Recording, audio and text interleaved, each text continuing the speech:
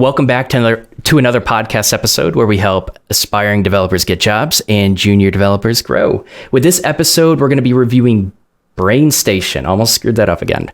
Brainstation. I invited 3 graduates on, Jessica, Nikki, and Kate, and we're going to go over how their experiences were.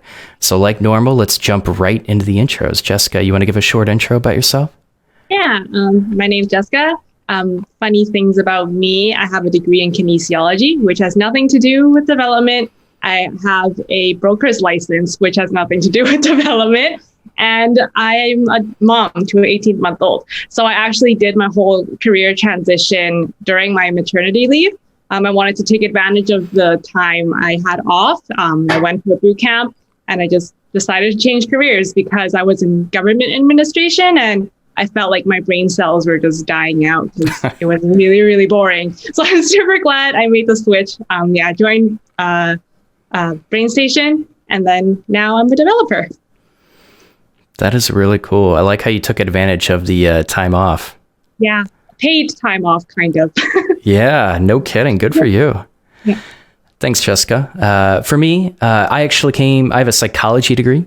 And I became a lifeguard, then a supervisor, then an aquatics director, and then decided it was time to switch to engineering. So I have a very odd background as well. But I was a software engineer for a few years at a few different companies, and I finally decided to take the leap and start my own company, helping software engineers finally get into the industry. And that's what I do now. Got to embrace that mishmash history that we have because we have so many other skills that we can bring from that, right? Yeah, absolutely. That's a really good point. Maybe we could talk about that later. All right. How about you, Nikki? I also have a degree in psychology. I actually just graduated last year. And right after I finished my university work, I jumped into the boot camp. So I had no break. I did a double major in psychology and music at U of T. So that also has nothing to do with coding, but here I am. Yeah. That's cool. I like it. How about you, Kate? I graduated from English literature. I did a college certificate in sports and event marketing, which I never used. Prior to this, I managed a knitting store. And I have a daughter who's 6. So I decided when my daughter was young, I decided I need a way better job career path than where I'm going right now. So I didn't know what it would be and turned out to be coding, but I'm really happy with it. Yeah. Good. I'm happy for you. Thanks for sharing, Kate. All right. You ready? Let's dive into it. So, with this style podcast, we're going to talk over each other. This is going to happen and we'll get used to it. We'll get comfortable with each other. But what did you think about the curriculum? Oh, you know what? Before that, I'm not going to forget this time. How was the application process?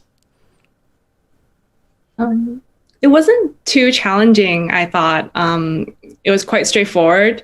It did feel like, oh, you need to be good enough to enter this. I thought about it in that perspective rather than, oh, you know what? They're a business. They want my money. They're going to accept me as long as I have, some kind of standard. But I would say I gave them a call because I had a ton of questions and they were really, really helpful. I'm even actually connected with the girl I first spoke to on the phone. I keep thanking her because she was so friendly, so responsive on the phone that it actually made me want to join Brainstation. So whether it was a sales thing or she was just being very helpful, she helped me out big time. Yeah, me too. I also spoke with someone over the phone before I actually applied, and she helped me through the whole process. I had a bunch of questions to ask her and she answered all of them, and she was also very nice. And I feel like the application process wasn't too bad. I think we got a tech challenge that we had to send in, and I think they gave us maybe a week or so to complete it. And then after that, I had to do an interview and they just asked me questions about why I want to do the program, why I think I would be a good fit for this program. I don't remember the other questions, but they weren't too bad. It was actually a pretty easy process. And I feel like the interview is just sort of seeing where you're at, so they can, adjust the curriculum or whatever to the level that majority of the people that are in the program are at. But I mean, I don't really know. That's just what I'm assuming. Okay. Yeah, I applied to Brainstation because I didn't get into another coding boot camp that I had applied for. So there's another coding boot camp it's now called Juno. It used to be called HackerU. And I had done some previous courses with them, CSS and HTML. And I had applied and I didn't get in. And I wasn't looking at other companies because I really like Juno. But they're much smaller. And so they are much more discerning with who they accept. And I think I actually applied twice and I didn't get in twice. And then I was like, screw it, I'm go somewhere else. And I'm really glad I went to Brainstation. Much the same. They just do the application for Brainstation was not nearly as intense as it was for Juno. You had to recreate, you didn't have to have any JS, but you had to recreate a pretty intense web page. Like it was a good, a lot of, you needed to know your Flexbox and stuff like that. So it wasn't, the application process for, Brainstation was a lot faster than the other place I went to. So yeah, I think they just give you some content to read over, and then you had to use HTML, CSS to build a restaurant web page, and everyone gets the same challenge. And then there's some basic JavaScript coding questions. When I worked as a TA at Brainstation, I had to mark these challenges, so you can kind of see. But what's nice, but that we're told anyway, is the feedback that we give on these applications actually end up going back to the applicants, like how they can improve if they're planning to take the challenge again. So I hope that those help, but it really depends on the person who's marking your application, of course, how much effort they put into the feedback. There was a little bit of JavaScript. I left that blank. I was like, I don't know what this is. I know CSS and HTML pretty well, but JavaScript, no. And I still got in, and they got back to me very quickly, and they have very flexible payment options, which is another reason that I was glad I went with them. Yeah, that's so funny. I was also considering Juno, but when I spoke to both their learning advisors, I liked my learning advisor for Brainstation more.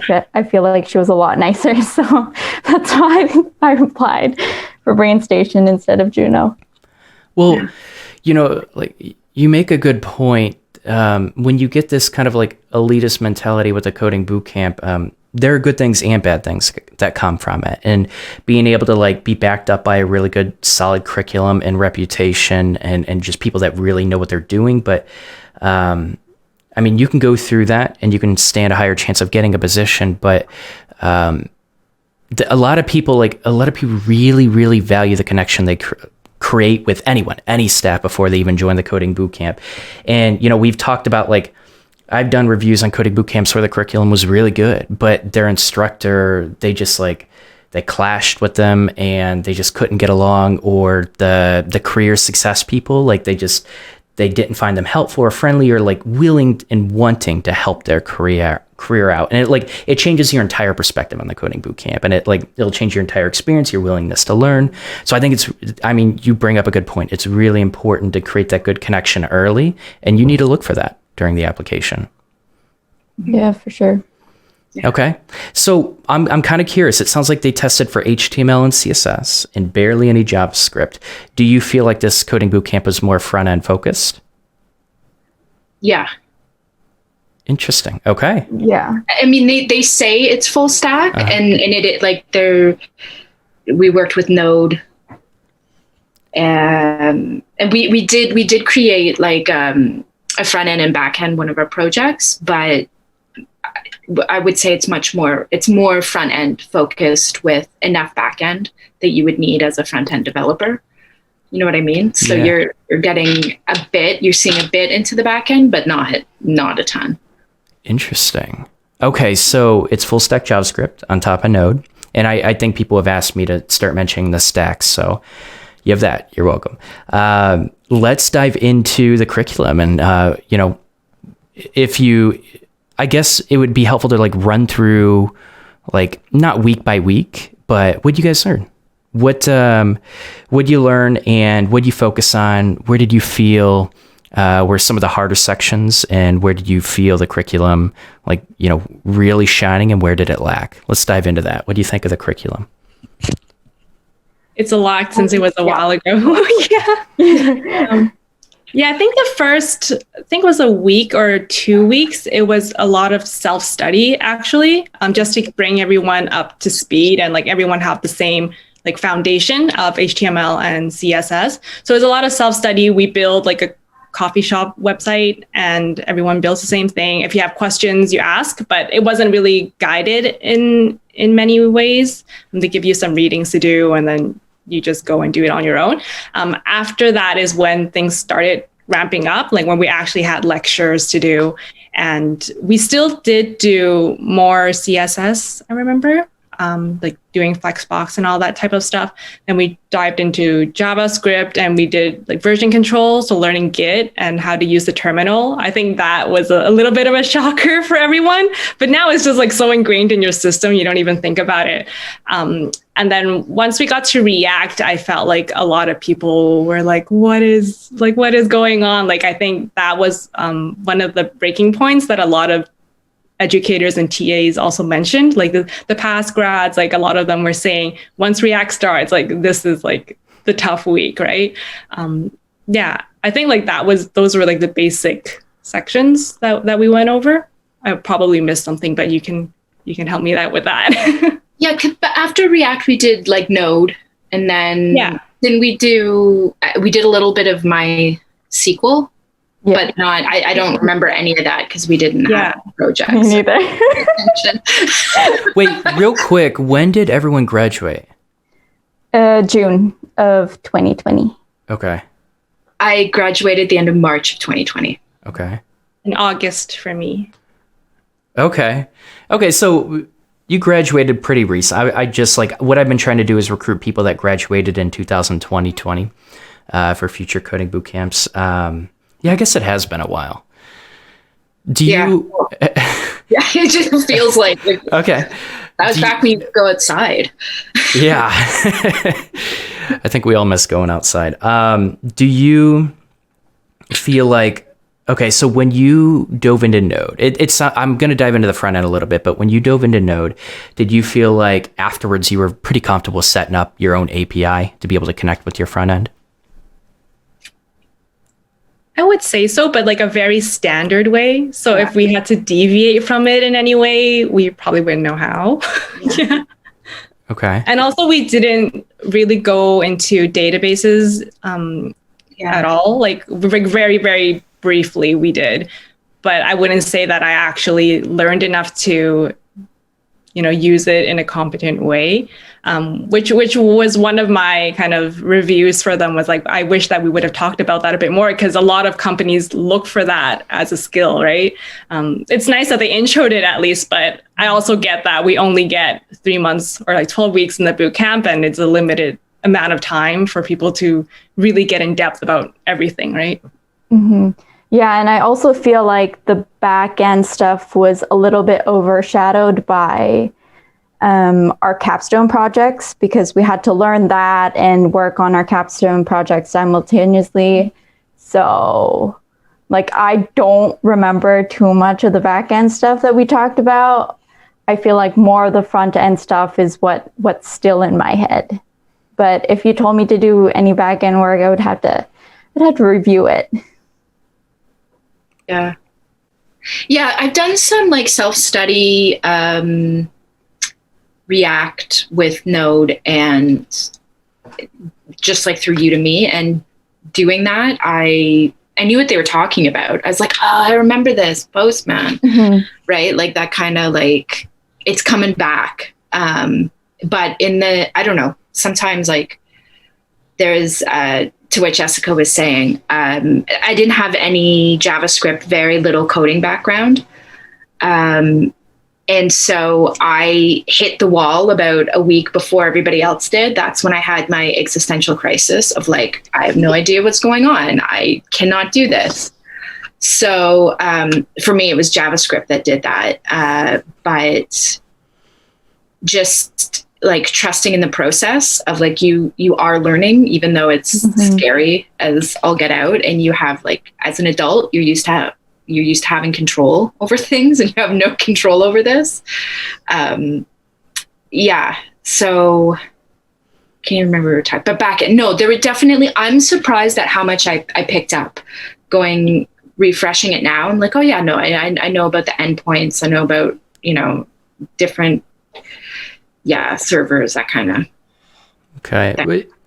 To be fair, even JavaScript developers don't have control over JavaScript. That's an animal of itself. You know what? I've got to the point where I no longer blame the machine. Okay. Right? So that was okay. That's a good stuff. Like, no, it is me. It's not. It's not VS Code. I've done something wrong. So. Right. Exactly. It's you, and it's not a big deal. You're going to figure it out. Yeah. It's just the messenger. It's just the messenger.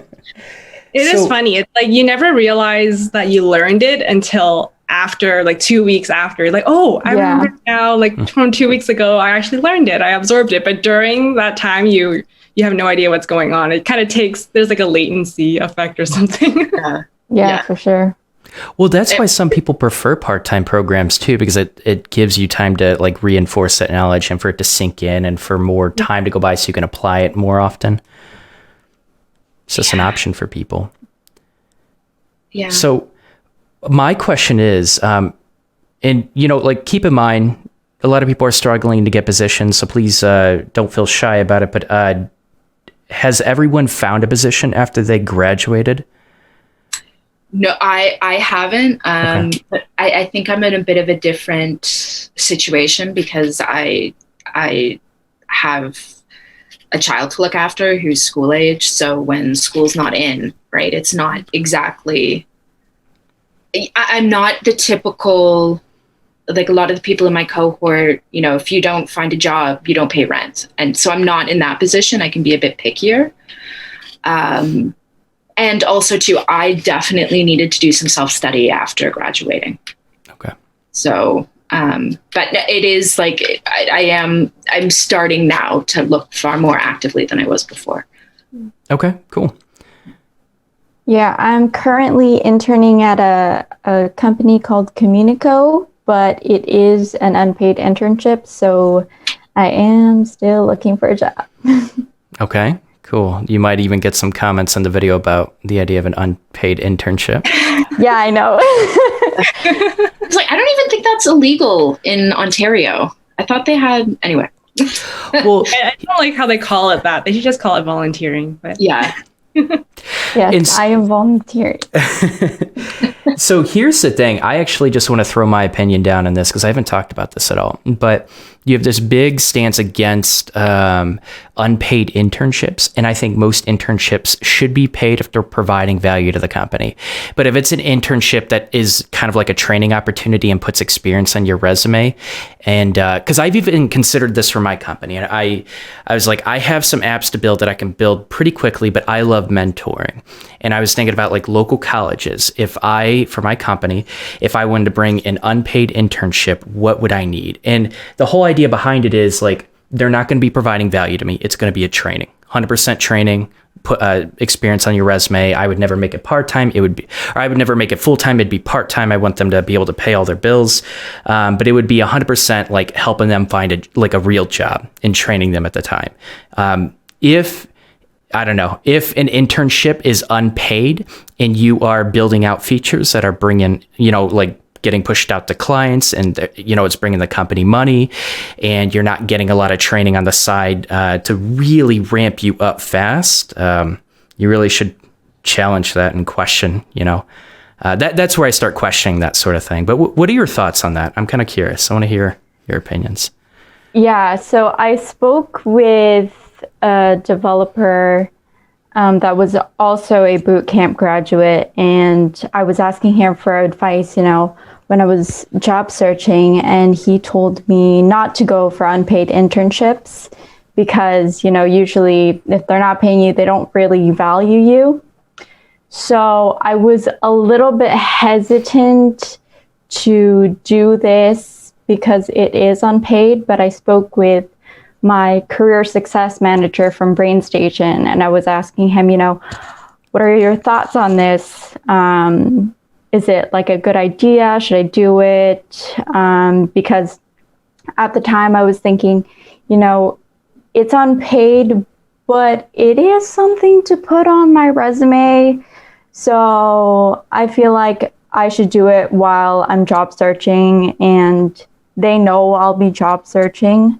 So my career success manager said, yeah, it's definitely like a step in the right direction. It is something to put on your resume, and while you're looking for jobs, you'll have something to put on your portfolio. You'll be working on projects, and so it's not a bad idea.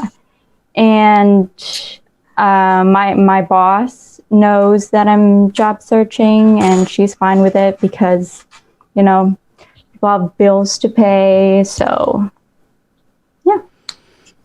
Do you feel like you're actually getting trained well? Like, can you ask questions to the developers? Can they actually help you out and mentor you?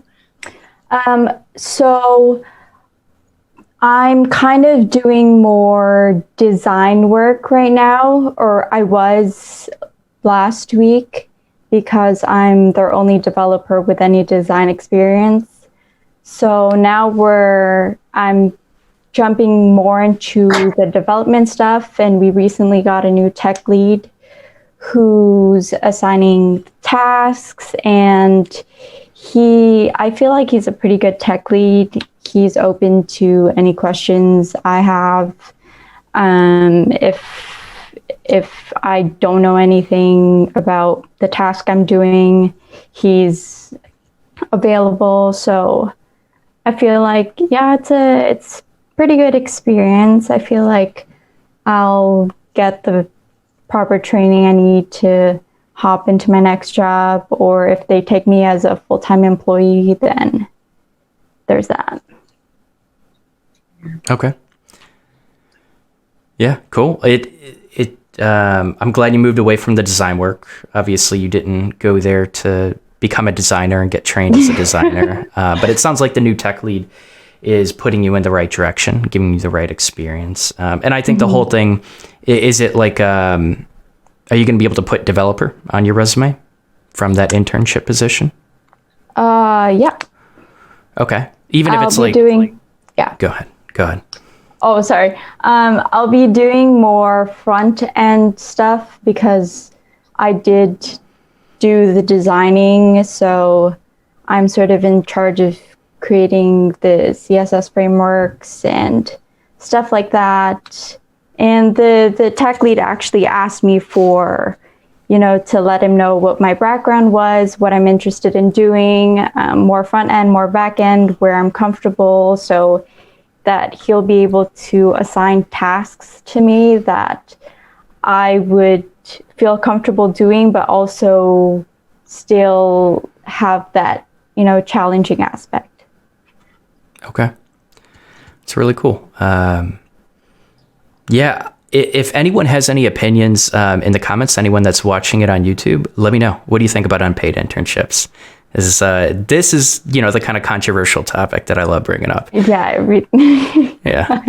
I mean, as long as both parties are consenting and they understand what it is, Yes. and as long as it's not taking a job away from somebody, right? Like it's a position that actually requires, I don't have a problem with it, but yeah, so.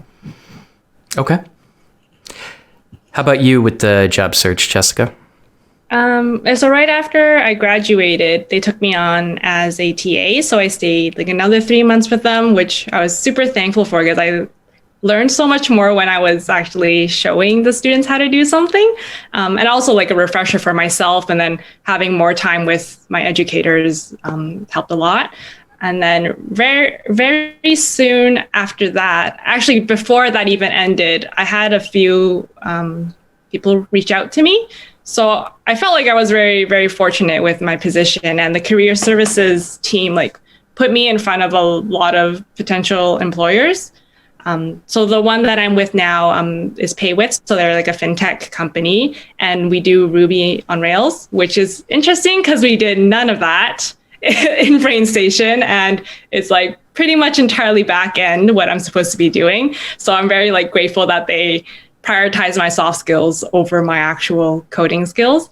But yeah, this is where I'm at now, and it's a job that came through Brainstation. So the career services team just like, hey, Jessica, like someone saw your profile and they're like interested in meeting you. Can you send me a resume? Right after that, I went on LinkedIn, I searched Paywith, looked through their employee list, and I guessed who might have a say on my resume, and I just sent messages to them. So that was kind of like my strategy. Yeah, that was my strategy for every job that I wanted to apply for. And my current manager actually said, oh, I'm so glad that you actually took the effort to introduce yourself before Brainstation like even connected us, right? So I think like small things like that, like I think they matter when people like appreciate it. And if they don't appreciate it, it doesn't matter. It's just the message that you're sending, right? So yeah, so I am employed now. I've been at Paywith for 2 months, and yeah, they're really taking their time to train me. They understand that I'm a junior and that like Rails and Ruby is like entirely new to me, but I'm gonna start working on tickets very soon. Actually, this week they assigned me my first ticket, so it's very exciting. That's awesome. Congratulations. Yeah. Thank you. So I think a question people would love to know the answer to is, when you did send that message out on LinkedIn, what did it say? Oh, okay. So I just said well, it's basically the story that I just told you, that, you know, Lindsay from Brainstation like connected me with you, and I just applied for this position. I did my application first, of course, right? And then I said, like, I'd really love to like talk about how I would be a good fit for the company. And then I kind of related it to my background because I used to work in the finance industry. And since they're in fintech, I tried to find any relationship that I can between my past careers and then what I'm doing now. And then I also talked about my experiences in the bootcamp, just like very briefly, like what my personal highlights were from the bootcamp. And I guess it interested them enough to set up an interview with me. That's a home run. Good for you. Thank you. That's awesome. Yeah, it just worked out. Yeah, it did. It definitely did. And I think, well, I know people are finding a lot more results with being the right kind of assertive and connecting with the right people and knowing how to intermingle, you know, kind of how you mentioned your past and your engineering side, and why you are a stronger engineer and you're more competitive because of your past and how it relates to the industry that you're applying to. I think you did a really good job of that. All right. What do you think of your instructors? I loved my instructors. I sent them all Christmas cards over the holidays because we actually exchanged addresses, and I love old-fashioned mail, so I made them a Christmas card and I sent it off. I think they truly, like, I know the phrase above and beyond is used all the time, but like truly they went above and beyond to teach our class. A lot of the times after class hours, like even on the weekends, I know they're online, like on Slack, and helping students with questions because, you know, we're all trying to, oh my gosh, midnight on Sunday, like is when my assignment is due, right? So a lot of them like are online to answer student questions. And even if they aren't, one of the associate educators, she really took her time and she made extra practice questions, like extra challenges, because students were like, hey, I'm having a hard time like getting my array methods or like knowing how to access arrays or like objects, like a specific piece of information that I want from there. She actually took her time and made these like fun challenges for us, so that which were like outside of Brainstation labs that she's trying to introduce into the curriculum just for extra practice. So they really put their heart into it, and I was super, super appreciative of it.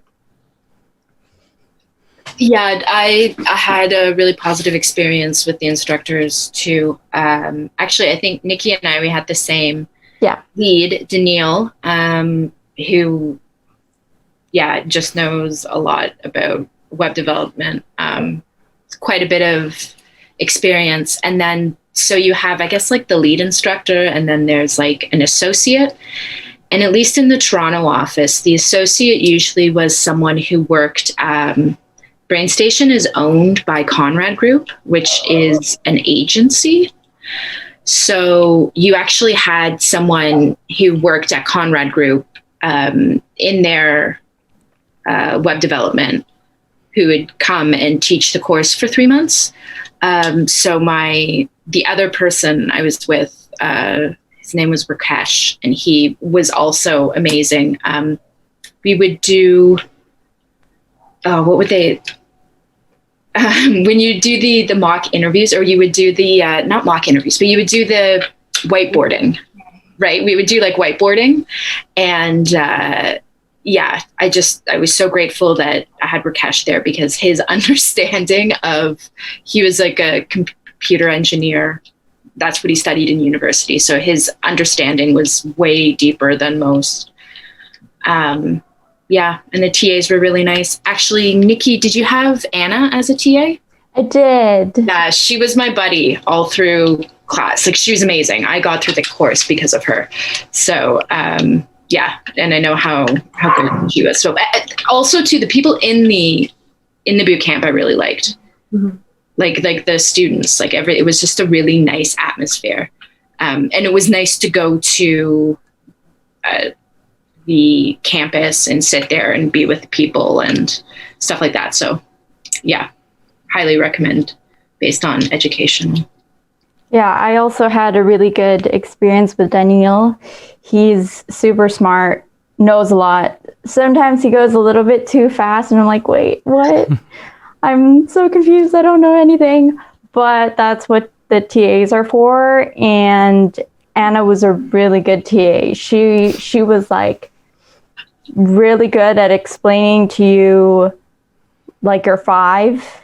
So it was super easy to understand after I had her, re-explain everything that Janelle just said, because sometimes he goes a little bit too fast, but it's okay because I did learn a lot. And you had Tiffany as well, right? I did. Yeah. She's also, so I was the cohort just before Nikki. Mm-hmm. So usually what they do is they take sort of the top students from the cohort just before yours, and they're the TAs for you. So Tiffany and Anna were, Who else? Anyone else? Who else? It was Tiffany, Anna, and Amy. Oh, Amy. Yeah. And Amy she was my TA as well. Yeah. Sorry. They were all very, very receptive, very helpful, explained stuff whenever I had questions. Whiteboarding was a little bit intimidating because I had Danielle as my lead. Yeah.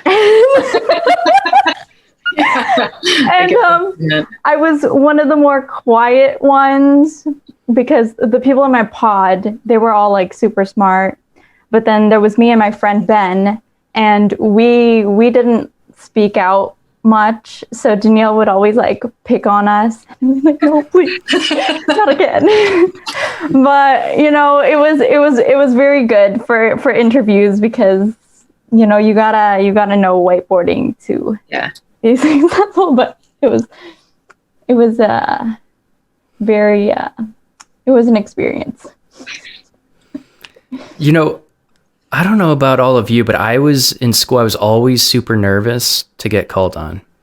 And I was like that in the coding bootcamp too. I can't believe like the stereotype of who a web developer is. When I was like, wait a minute, these generally speaking, you don't think these people are particularly outgoing or confident. Right. You make them in an interview situation right in front of other people. Like the most confident people would be I'll bleep it out. sorry, would be very intimidated by this, right? And like I couldn't get over how that is how they vet people. I was like, oh man, this is just torture. But yeah. I understand the thinking behind it, and they want to show you. I mean, they want to see how you approach a problem, and it does work. You want to show how your thoughts are, not get the question right. But it's a little bit of trial by fire. Yeah. Actually, I'm kind of interested, Kate, because you took the class in person, and for Nikki and I was all online. Yeah. I felt it was much easier to participate online. Like in a real person setting, I would never raise my hand and answer questions or like ask a question, but it felt a lot easier online. I don't know how it was for you guys. Yeah, well, I guess because the first 2 weeks are online, and like nobody kind of. Maybe it's because we knew we were going to get together and see each other in real life. There wasn't a lot of chatter or anything like that. And like, I found so much learning was done from peer to peer, or in these environments where you got to know people, like you were just in it together type of thing. That I would have really missed that. And also too, like, I really like development, but it's a high bar of entry, and like for such a long time, it's so boring. You know what I mean? And then like once you get there and you know enough, and you're like, oh, this is so cool. But getting there is it's killer, right? So I found that like I would say to people that want to go into development, like definitely study on your own time. Like you really want to, I think had I had a better understanding of JavaScript, I would have done better in the boot camp. But had I not been in a boot camp, I wouldn't have been able to get to that level of JavaScript because I need the interaction. So I'm glad it went the way it did, but I really appreciated being able to go in and talking to people.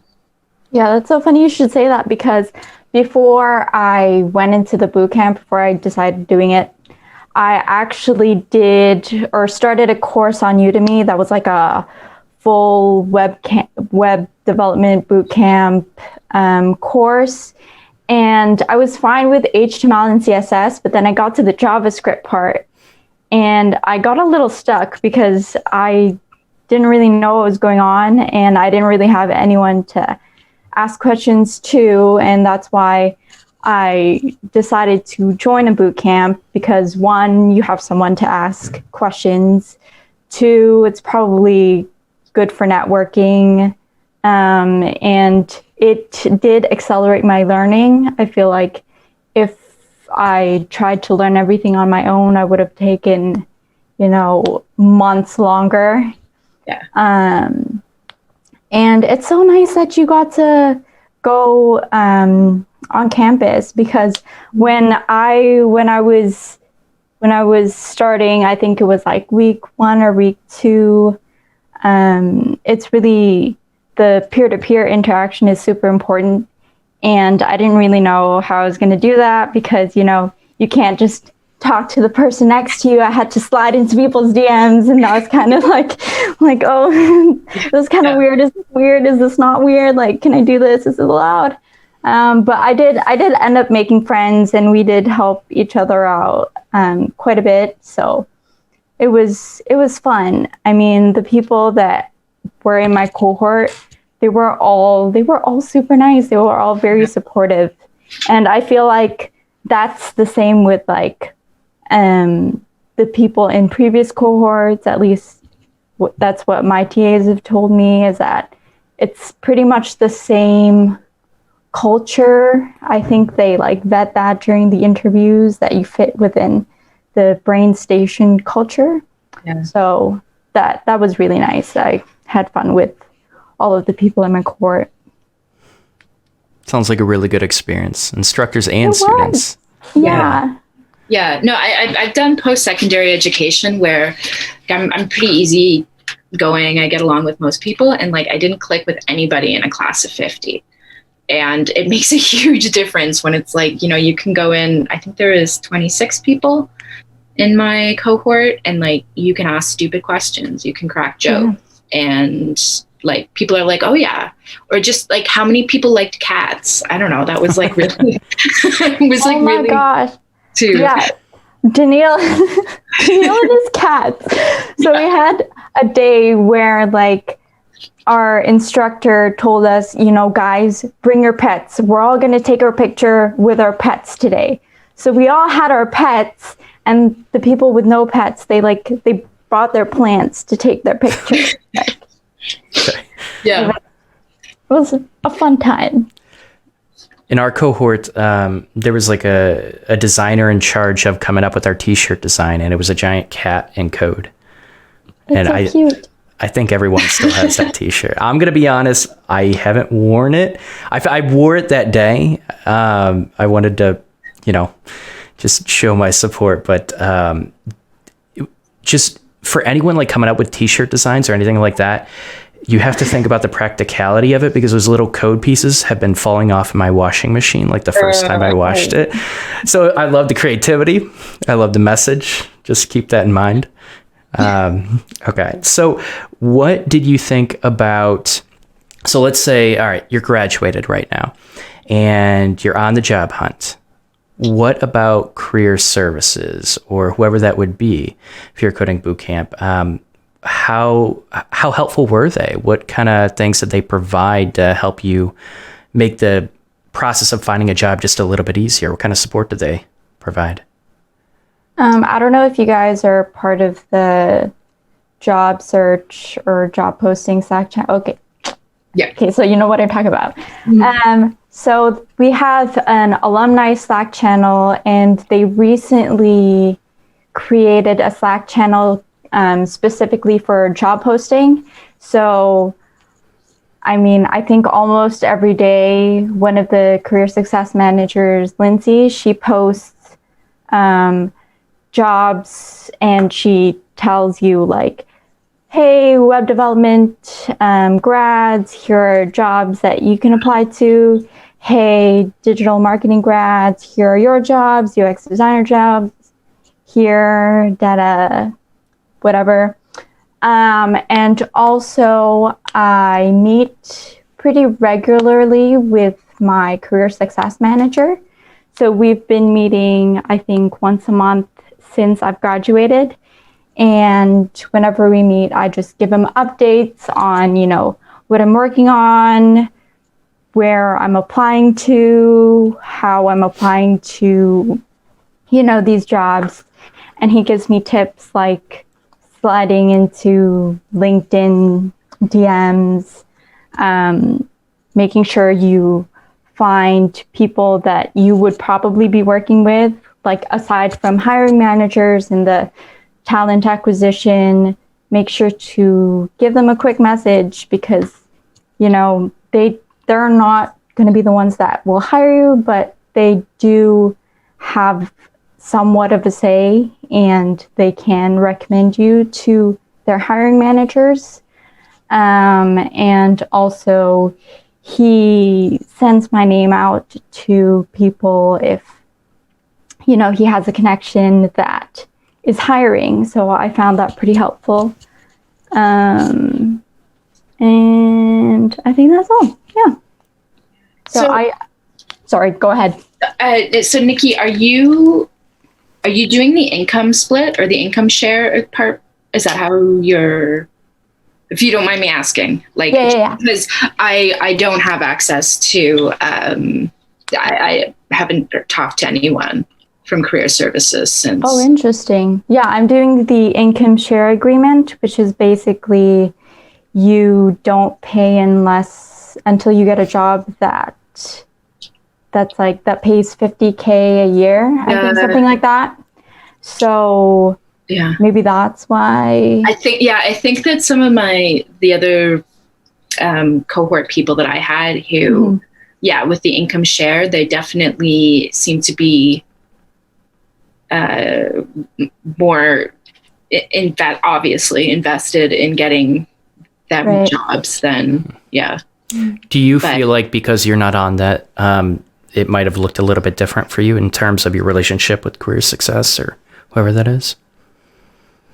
Yeah, I think that's kind of like, so the income split, you pay more, they take more money from you in the end than if you paid up front. Or how am I paying? It's actually it's 2 years, 24 equal payments. I think mine is about, I also got a discount because I had taken some other courses. So it's about $12,000, like 12 to 15. And then I think, I don't know about income share, how much it is. But it's an interest-free loan, just, so that's good. But no, there doesn't seem to be the follow-up with career for people who aren't doing the income share, which I also understand. Like you said, it's a business. And if everyone flakes who's on the income share, that's a problem. Do you think if you reached out, they would help? I'm sure they would. Yeah. Okay, you just haven't tried. Yeah, I haven't gone, like I said, because I personally needed to focus more on learning JavaScript much deeper than I already had. I haven't really looked out. I'm sure they would. But they're also very like big into LinkedIn, which I know is a they're just like, they're really pushing that flavor. Yeah. So, it is what it is. And it's, so. Okay. Yeah. But to be fair, Kate, because I can hear the emotion in your voice. Almost no one likes working on LinkedIn. I know it's not a part people usually love. I mean, it's a dumpster fire, but it's a dumpster fire that works. So, that's a good way to describe it. You got to do what you got to do. I get it. But I just like it. It's not my favorite. And also I'm a bit older in my career, so I already have some contacts, like people that are working in tech. So that's not to say that I'm not open to, like, you contacted me through LinkedIn. Like, it's not complete waste of time, but it's for the record, LinkedIn, I know I am trying to get partnered with you to live stream. This is her opinions, not mine. But go on. It is like, it works. It's just a weird, it's so hard to feel like you're genuine on LinkedIn sometimes. And that you're not like asking, being assertive, but not being creepy or aggressive or right. Like, yeah. So yeah, I mean, there are creeps on LinkedIn. They're just hard, but I think a lot of people that feel, a lot of people feel that they're being creepy when they're not.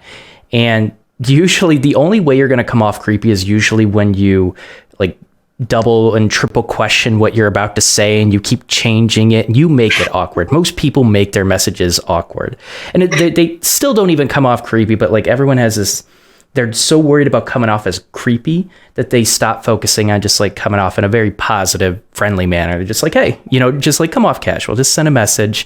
And even if it's not super professional, if you just like talk to someone like you would in real life, hopefully you're treating them kindly, but just send that message and your messages will slowly get reformed. But I think more people need to get more comfortable sending those messages first and let that refine their format of their message.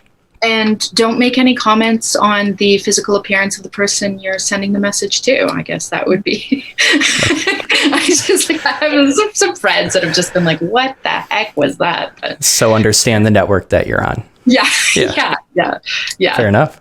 Yeah. I would say career services helped me like a lot. But speaking to like the income share thing, I paid up front, so I wasn't like tied in with that. It might have been because I was a TA and they know me better. And I also was like, I'm a very positive advocate of like Brainstation. So maybe they were trying to help me more. But I was the one who usually initiated anything to do with career services. So when I was applying for a few things, I saw on LinkedIn that someone in our career services team is a mutual connection. Then I would message like, oh, hey, Michael, like I noticed you know this person and I just applied for a job there. And I tell him, this is why I want it. This is why I would be good at it. Can you introduce me? And he'd be like, yeah, I'd be more than happy to. And I actually got a few interviews that way. So yeah, like just don't be afraid to ask for help. If it's a no, then whatever. If they help you, then it's super, super worth it, right? And just like a little bit of background, like I hate networking. And I used to be like a really shy person. And I thought networking was really sleazy, like I would say. And then I only started LinkedIn when I joined Brainstation. Now I have over like 800 connections or something crazy like that. Because I chose to be really committed to what Brainstation was trying to sell. I was like, I'm paying so much money for this bootcamp, right? This solution that they came up with, it probably works because a lot of bootcamp grads are going through this. You're paying for this, so I'm gonna invest myself 100% to whatever they tell me to do. So they had these weekly coffee chats with other students who are in different cohorts and different disciplines. I attended every single one of them. And I met a bunch of really amazing people, like super inspirational stories from there. I started trying to post on LinkedIn, which is super, super intimidating, I know. But the people who don't care, like, will just scroll past your post. The people who do care, like one like can make your profile so much more visible. And I think that really helped me with people just like reaching out to me and like wanting to chat. Just applying with your resume, like you can't show your personality on a piece of paper, right? Like everyone says that. If people like actually met you, even just through a virtual coffee chat, just by the way you talk, like the excitement that comes through your voice, they're like, hey, this person's like super passionate about development. Like they get me excited that like I want to give them a job. Like it doesn't matter if they're good or not at coding. Like I just want to work with this person. Like that comes through so much more when you're like actually chatting with someone. So as much as I like hated networking, like it actually really helped me. Damn, Jessica, you're just dropping bombs. That's like you've discovered so much. This is phenomenal. I know people are going to love this. I learned to code, but I learned so much more about just like life in general too. It's kind of crazy. Nice. Yeah. I like it. No, I like what you said about buying in. You're absolutely right. It's I think they have a system, right? They being Brainstation place students, so do it and follow through. And Michael from Career Services, he's always super blunt and like super honest. He's like, in my best interest that you get a job, right? So he's really trying to do everything he can to place students because that's his job. Like he wants to do well in his job to show his managers. He wants Brainstation to do well. So it really is in their best interest to place us in a job. I like it. Yeah. What about, okay, so we touched on, how they help you when you actually graduate.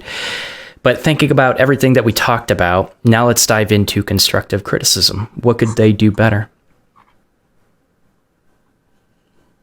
I think we touched on it briefly in the beginning where we said some of the topics were kind of rushed near the end of the curriculum. So things like databases, authentication, which is like a big security kind of issue, like those kinds of things were brushed past really quick. And while they were teaching that, we were also focused on our capstones. So I feel like a lot of people were, like kind of like this, like during lecture, like just working on the capstone on the side, but not really paying attention. And even if you were paying attention, the lecture might not have been quite in depth enough for you to really get a good handle and understanding. And because they didn't pair those topics with a new project, that like they have like a JavaScript, like a project for that, like React, they have several projects for that. But for these specific ones, they didn't really have a project to do. So you wouldn't need to force yourself to understand and implement and use it. So that's where I felt like it fell a little short. And also just, I guess with COVID, everything being online, having demo day online, I felt like was a little bit disappointing, because if we were able to, again, be in person and like actually show our project in person, any recruiters that are there, like it's so much easier to get their attention than having like an online demo day. They could just turn off their camera, not be paying attention, right? But if they're in person, they would actually be watching you, and you'd get a lot more opportunities that way, I would say. Yeah, for sure. I also agree with Jessica. With the projects, we did more front-end projects. I don't think we even did a project with databases. I think we did one that created a server with Node, but we never really connected that to databases. So that's why that's not as, it doesn't stick as well as the previous lessons did. And I know because, we only have 12 weeks to learn everything, and you want to, cover the more important stuff, the things that more employers would be looking at, or the things that are more useful. But it is something that I had to learn on my own, the backend server, databases, stuff like that. If they did offer a front-end, back-end, like those as two different courses, I feel like that would be a little bit more helpful, because you can dive deeper into, different topics.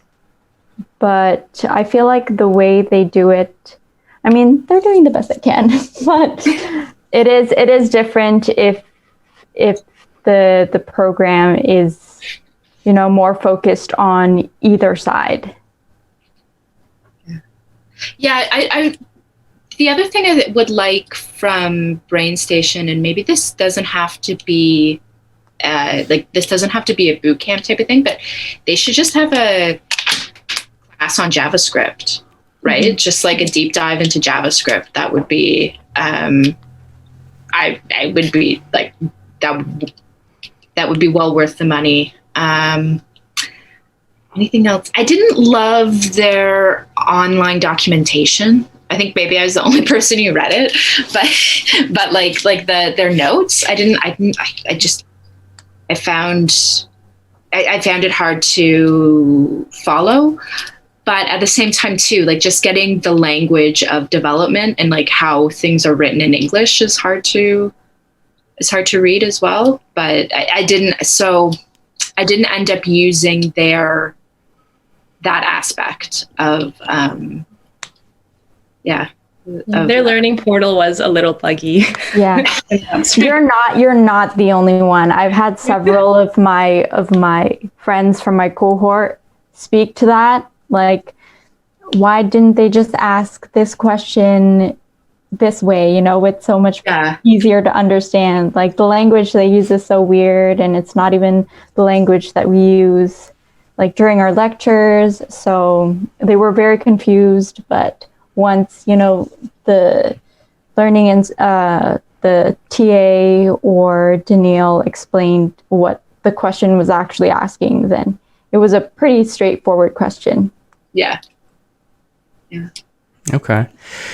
I kind of, all right, so I've heard everything that you guys have had to say. I want to summarize what I've heard, and you tell me where I'm wrong. How's that sound? Okay.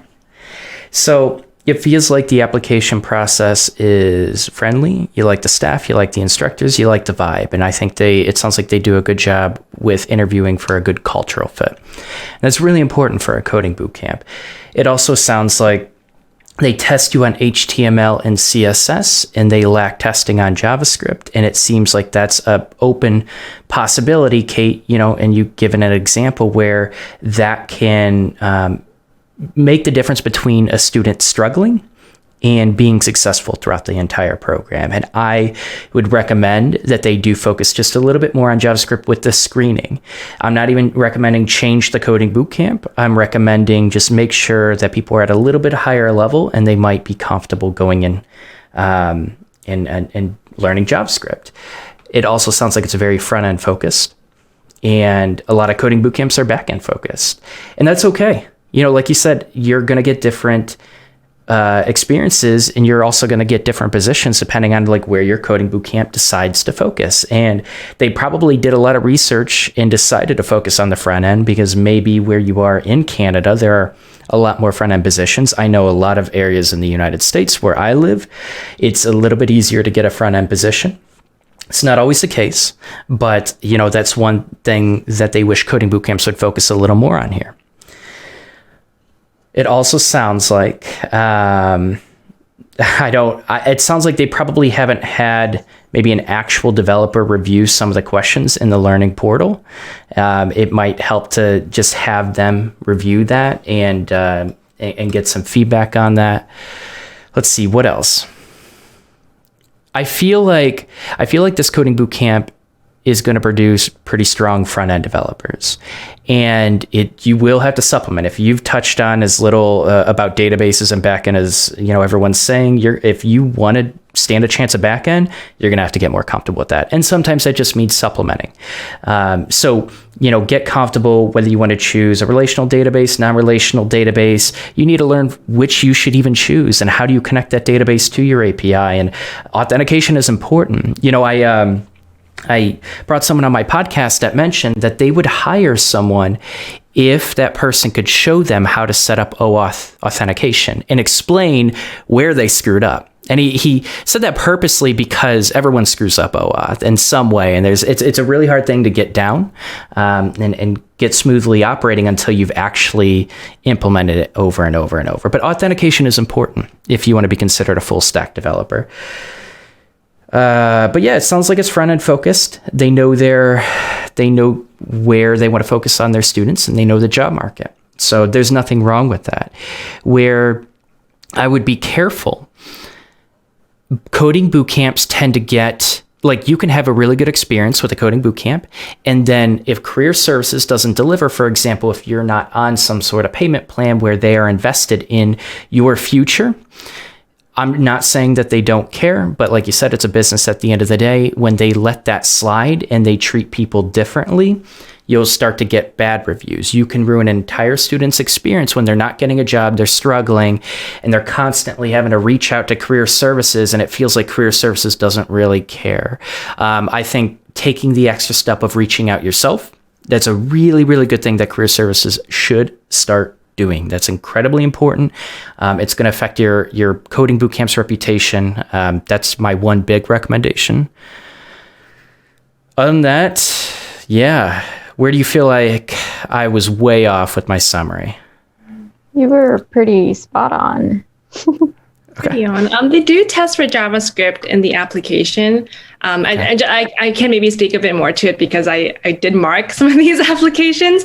If I saw somebody who didn't complete or like had a really, really hard time through the JavaScript portion, I probably would have recommended them maybe not to join the bootcamp, but that's just from me. Like, I don't exactly know how they standardize the marking and how they would say this person would pass or fail, or if they should be admitted or not.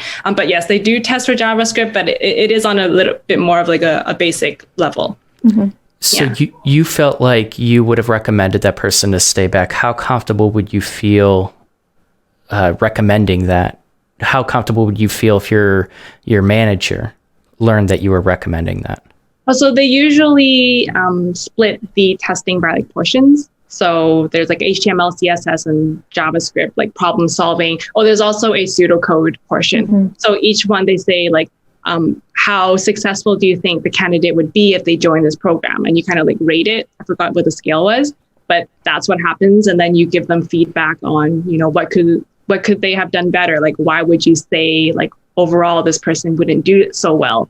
So I think they use those to decide if someone should be accepted or not. It's not no, I'm not saying the decision was from me. If I'm like passing or failing someone, they probably use my feedback as a guideline. So they do have like means of trying to help you be successful in the program, I would say, because they do ask for it when we're marking the application. But in terms of how lenient are they to letting someone in, like that's something I wouldn't know. Okay, fair enough. Yeah. So I think you guys did a really good job of describing the coding bootcamp, and I think people are going to find this really valuable. Now, I know you didn't really prepare for this, but I'm going to ask you anyways. If we had to give one final piece of advice for aspiring developers that are trying to get into the industry, what would it be?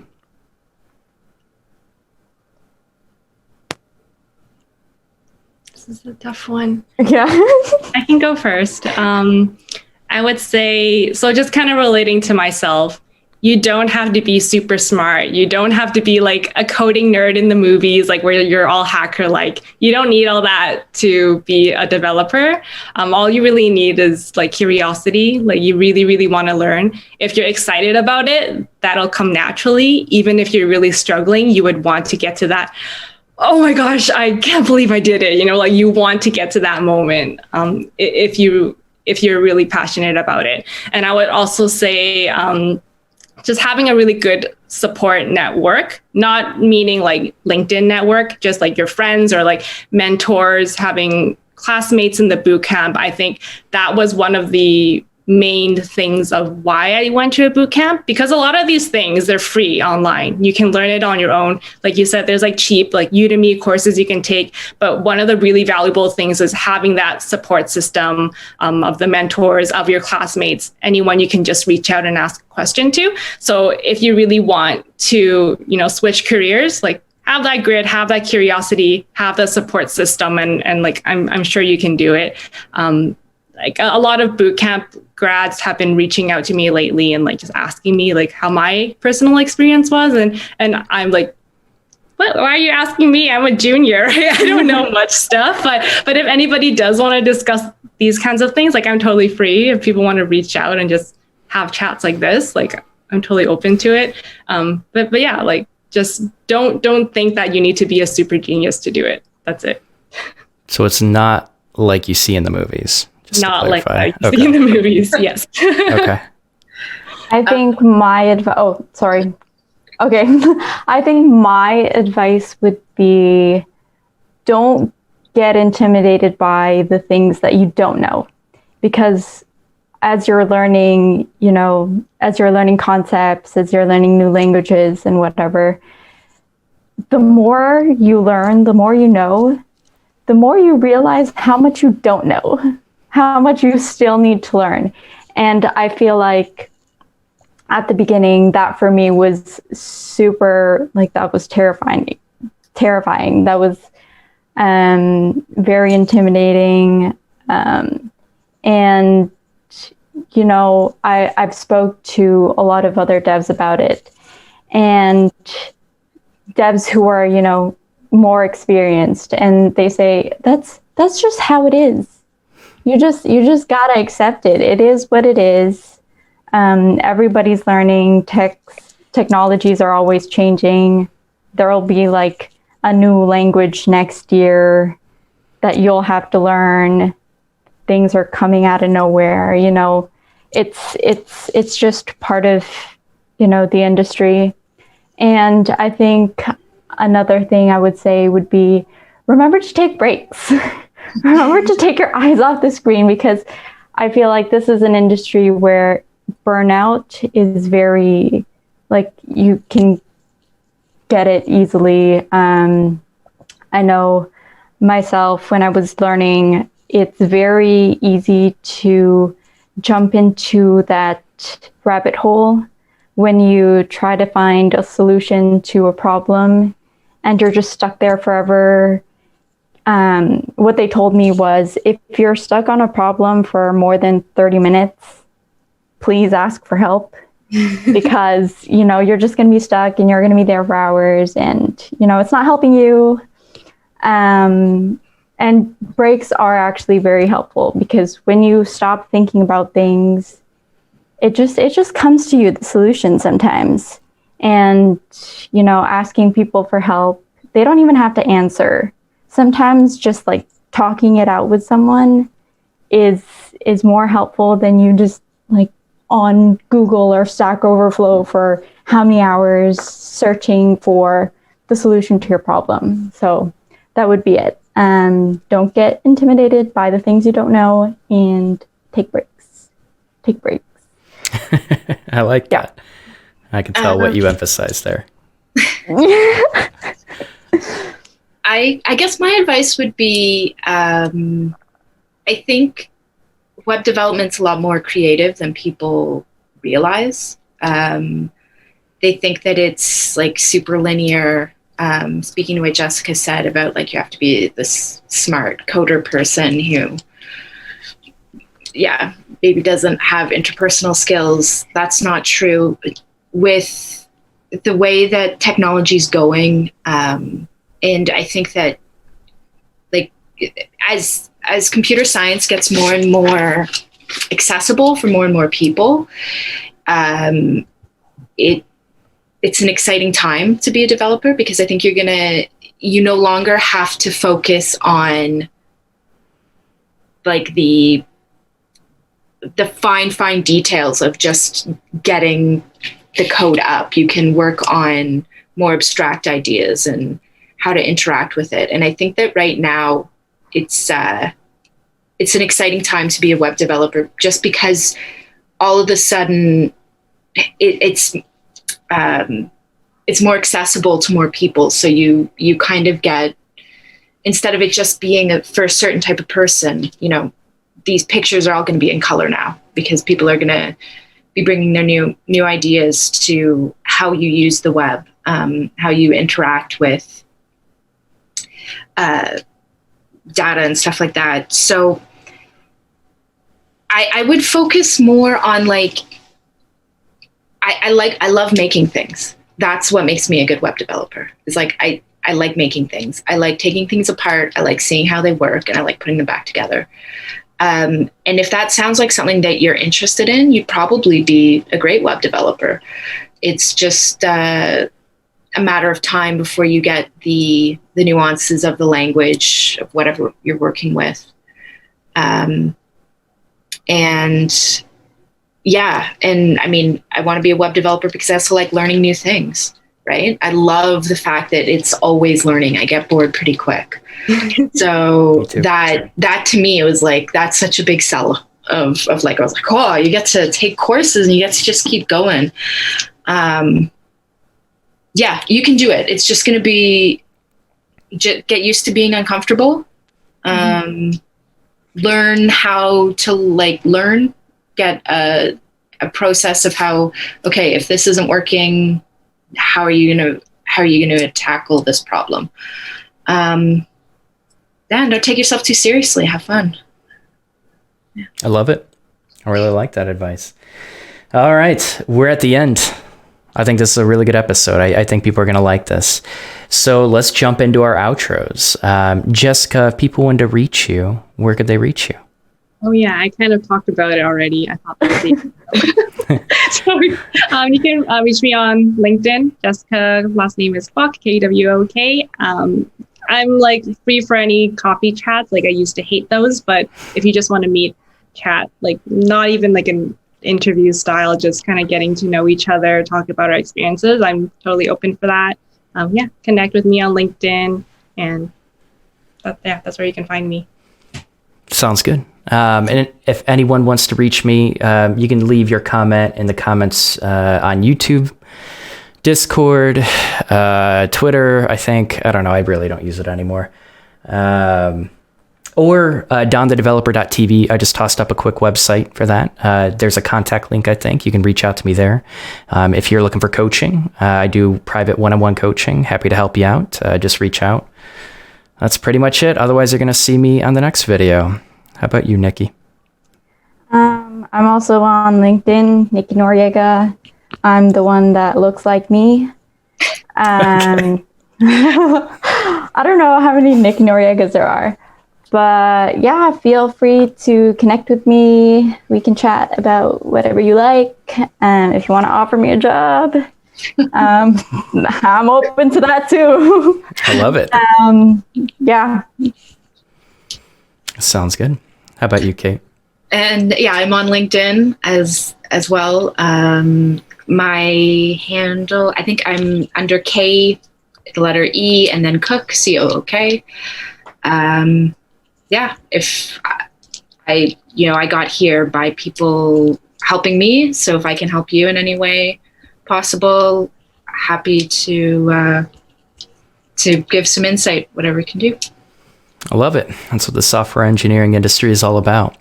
All right. So, well, that's the end of our episode. If you liked it, let me know. But let me know what you thought about this episode in the comments below. Are you considering Brainstation? Are you considering another coding bootcamp?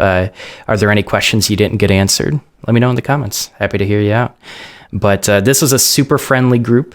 Like I said, go ahead and stay on for a couple extra minutes. But Jessica, Nikki, Kate, thanks so much for coming on. It was a pleasure talking with you. You too.